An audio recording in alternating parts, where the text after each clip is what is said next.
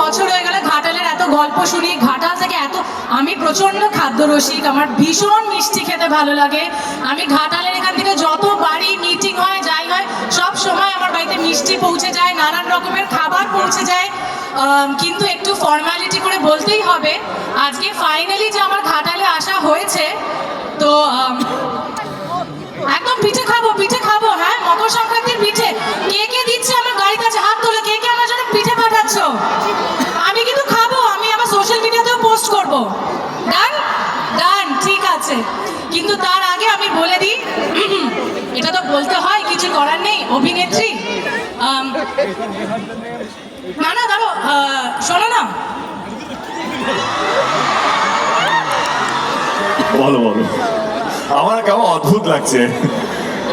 আরো আরেকটু। ঘাটালে যতবারই এসছি একা এসছি,